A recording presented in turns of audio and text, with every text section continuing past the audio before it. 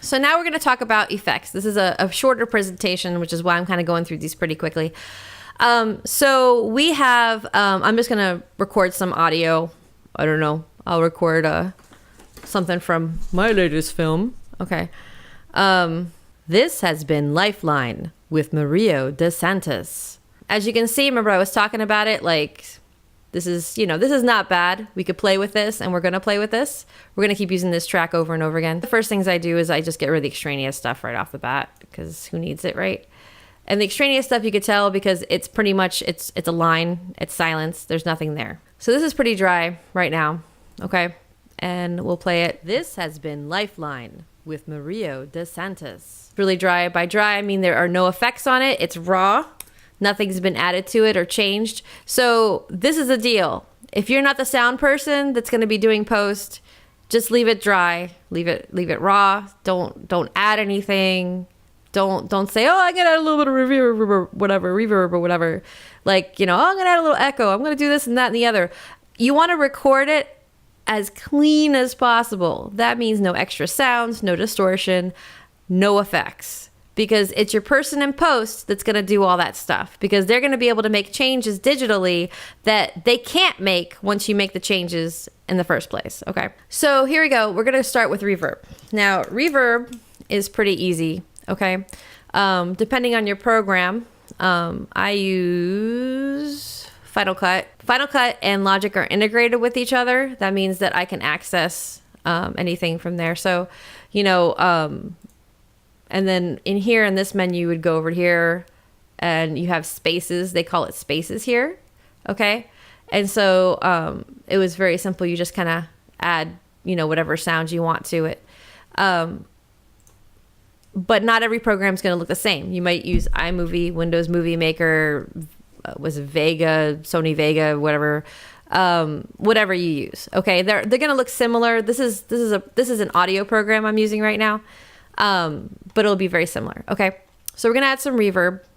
Okay. So here we go. Let's add some reverb. We'll do a very basic.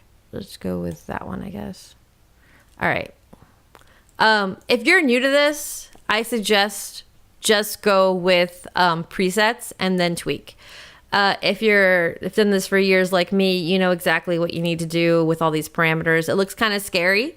But the nice thing is you can just sit down and go, oh, never mind. I just want, a church. Almost all of them have a church, right? So we'll have the church.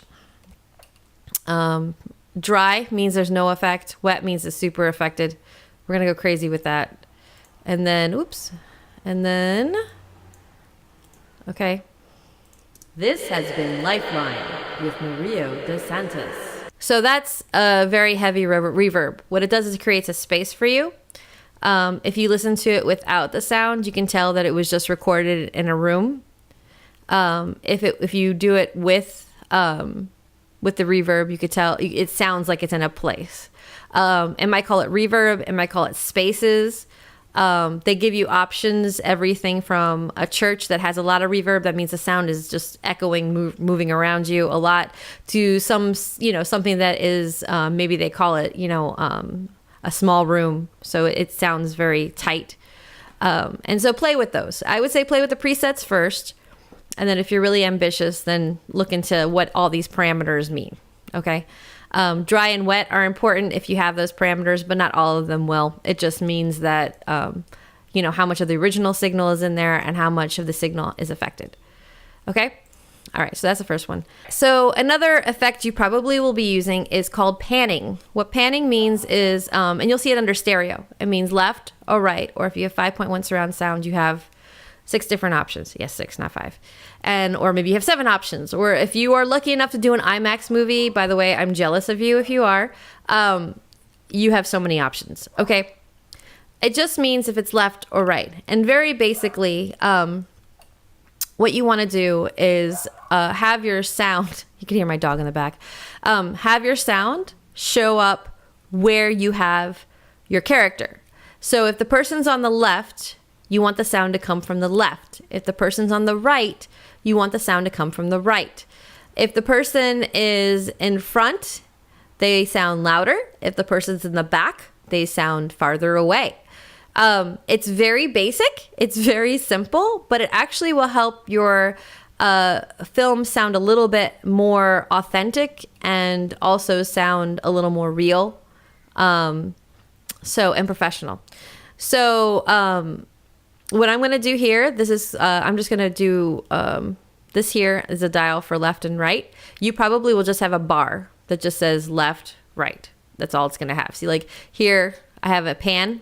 This is making it all the way left and all the way right. So what I'm going to do is I am going to actually record some changing with left and right so you guys can hear it, and that'll be your sample. This has been Lifeline with Mario DeSantis. This has been Lifeline with Mario DeSantos. Anyway. Okay, so what happens here is that you'll be able to see, you'll be able to hear that the audio is moving, and you see the dial is moving. Your program probably won't do as much. You set keyframes probably in yours, but adding the panning is great. And between adding that and the reverb, the correct reverb, make sure that the reverb matches the space. Will be a couple of ways that you can actually help with things. One more thing I'll talk about is volume. As I mentioned before, obviously if somebody's close to the camera or whatever, they're louder than somebody who's yelling all the way at the back. And for the very basic audio editor that's brand new to everything, you're going to use something, just use volume. That's very basic. Normally I use compression, and we're going to talk a little bit about that. I did pretty decent levels here, so that's pretty good. But let's say you didn't. Okay, you're going to add something called compression. And what it does, essentially, it affects the volume, let's say, the gain, the output of your signal. It will make it louder. It will make it softer. It will take everything and kind of, you can put parameters to get rid of some of the noise you don't want, and then emphasize the noise that you do want. Once again, this is a very basic beginning to this. I suggest that if you want to really pursue sound editing, you look into compression. There's a really great there's great online courses on audio editing and things like that you could take, or books if you want to do books. I prefer the YouTube videos and stuff. But so once again, we're going to use compression, and it'll look different everywhere, but it will be called compression in like for instance in Final Cut. You go over here and you should just be able to, okay, oops. There's as you can see, I already have a bunch of presets that I have for compression. Okay, but there's my compressor right there, and it gives you presets. Okay, yours will have different presets, and then it gives you all these things here. Which these things here, it's the stuff that you got to look up if you plan on doing this. Okay, you're new to this. We'll just go ahead and we'll just get compression, dynamics, compressor, mono, and then this pops up. Okay. They'll give you options based on instruments or voice type. Most of us will be doing voices. I have a lot of options here: narration, natural voice. So let's say natural voice. And then, a certain pop-up will come up and it'll affect the voice. This has been Lifeline with Mario DeSantis. So compression, I would suggest when you start, just find, the closest that matches your person and then use that. Okay, and you will hear a noticeable difference. There are other buttons you can play with here. There's the output gain, which means it makes it louder. You have auto gain things. All these other things are things that are advanced. We're not going to talk about right now. Okay, but compression is pretty important if you want to move past just the basics. Okay, so compression, look it up. All right, Google it. The next thing we're going to talk about here is a limiter. And what a limiter does is essentially it prevents your audio from going above a certain threshold. Okay, so right now the gain is set at 0, but if I set it all the way down to like -8, this has been Lifeline. If you notice, all of a sudden it can't go past 8, -8. If you look down here, this has been Lifeline with Mario DeSantis. Okay. Like you can go ridiculous with this. There's no reason you would do this, by the way, but this has been Lifeline with Mario DeSantis. Okay, so why do you want to do this? The reason you want to do this is so you can avoid going over the limit. You can, if you have somebody that it's just they pop certain words or whatever, something just keeps it just loud. It just keeps causing, or sometimes when you have a whole mix, the compounded audio can make the whole thing clip, and then you have to sit down there and listen and say, okay, what is causing the whole entire soundtrack to clip? And it could be something like, there's a car horn in the mix that when it's added to everything, all of a sudden the whole thing just blows up. Okay, when in music that happens more often, but your soundtrack probably wouldn't be as involved. You should be fine with 0.0. You do not narrowly, you usually do not want to try to go higher. Here's another example. This has been Lifeline with Mario DeSantis. Okay, you don't want to do that.